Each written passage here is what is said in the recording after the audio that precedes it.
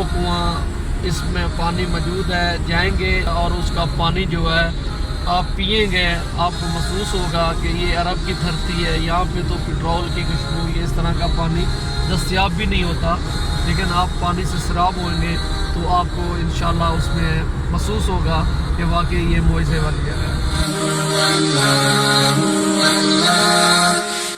مسجد نور اور حضرت علی علیہ السلام کے معجزے والا کنواں اب بھی موجود ہے۔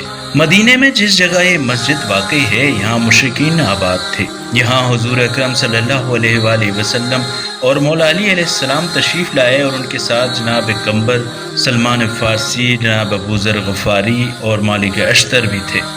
یہاں حضرت سلمان فارسی نے مشرکین سے جا کر کہا کہ 2 نور آئے ہیں۔ انہوں نے کہا کہ نور کیوں ہیں، چراغ کیوں نہیں؟ تو حضور پاک صلی اللہ علیہ وآلہ وسلم اور حضرت علی علیہ السلام کے ہاتھوں میں جو چھڑیاں تھیں وہ چراغ ہو گئیں۔ اسی وجہ سے یہاں پر جو مسجد موجود ہے اس کا نام بھی مسجد نور ہے۔ یہاں کے مشرکین ایمان لے آئے اور مسلمان ہو گئے تو انہوں نے عرض کی کہ یہاں پانی کی بہت قلت ہے اور اس وجہ سے ہم بہت تنگ دست ہیں، تو آپ ہمارے لیے پانی کا کوئی بندوبست کر دیں۔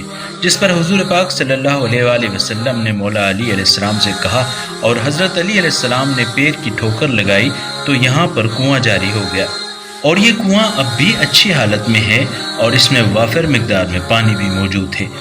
یہ تو عرب کی دھرتی ہے، یہاں تو تیل کے کنویں اور تیل کی بو والا پانی ہونا چاہیے، لیکن جب ہم اس متبرک پانی سے سیراب ہوئے تو حیران ہوئے کہ صاف ستھرے فرحت بخش پانی سے محسوس ہوا کہ یہ واقعی معجزاتی مقام اور کنواں ہے۔ اس کنویں کے نزدیک 1400 سال پہلے کی اصلی پتھروں پر مشتمل بغیر چھت کی ایک کھلی مسجد نور بھی موجود ہے، جس کی چھوٹی دیواریں اب بھی موجود ہیں۔ ایک چیز نوٹ کرنے والی ہے کہ 1400 سال پہلے کی جو بھی عمارت میں نے دیکھی ان کے پتھر واقعی قدیم ہیں، اور ان میں ایک شباہت موجود ہے کہ ان میں چھوٹے چھوٹے سوراخ ہیں۔ اب نہیں معلوم کہ یہ زمانے اور ادوار کے اثرات کی وجہ سے ہیں یا اس وقت کے پتھر ہی ایسے تھے۔